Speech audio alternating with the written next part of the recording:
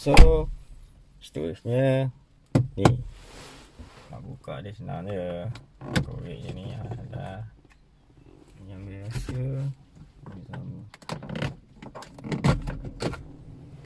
Okey, ni dia punya ni.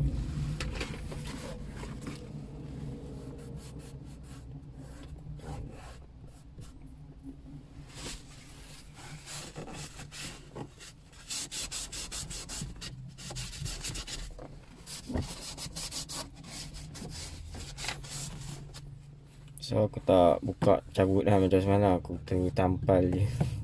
Sebab ni senang sikit. Permukaan dia tak pelik. Dia bujur dia. Sekarang dia tampal dia ni.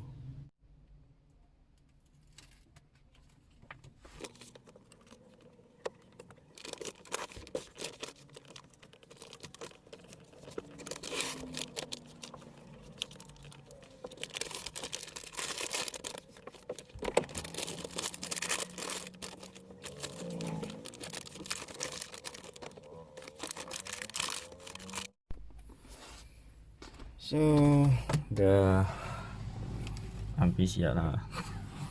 Tadi konyok-konyok dia aku dah dapat tarik. Yang belah atas ni je kena tarik sikit. Ni dah boleh potong sikit lah.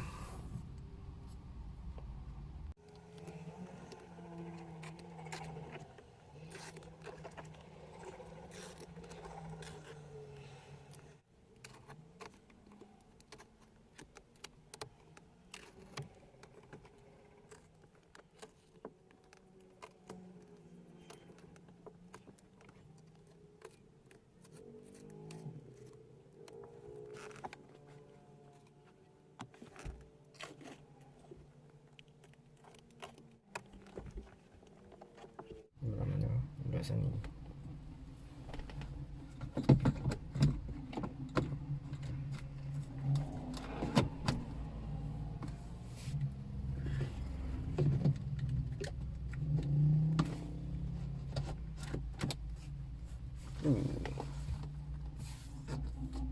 Sikit. Ni CF Angkatara CF. Ni tak berapa cantik lah aku buat. Aduh. Okay, sambung lagi. So dah siap lah. Tengok dari sini. Angkatara CF.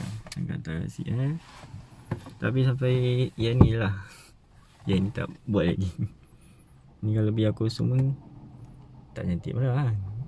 Ya sampai ujung sana lah cantik. Tengoklah kalau ada masa lagi. So dah siap dah. Ye ni dengan ni sekali lah.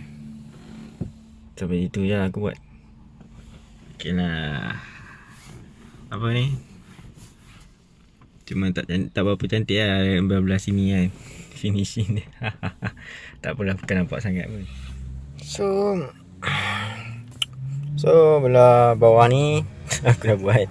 Ni aku ada buat putih lah. Bagi dia tak nampak macam boring akan hitam. Ini buka. So tinggal yang ni tengah ni. Yang ni pun dah aku dah buat dah. Sama juga. Ada main colour putih juga sikit. So aku nak buat yang tengah ni lah. Ni aku dah cabut dah. Kita nak masuk yang belah dalam ni.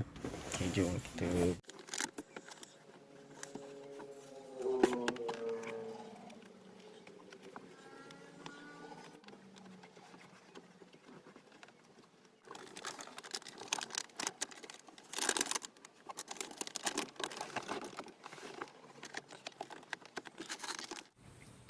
So aku dah siap pasal dah.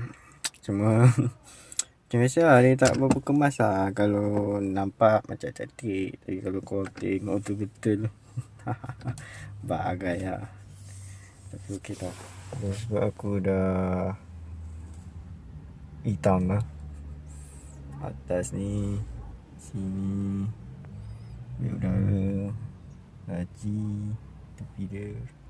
Yang tepi ni dengan bawah steering tu semua dah full hitam.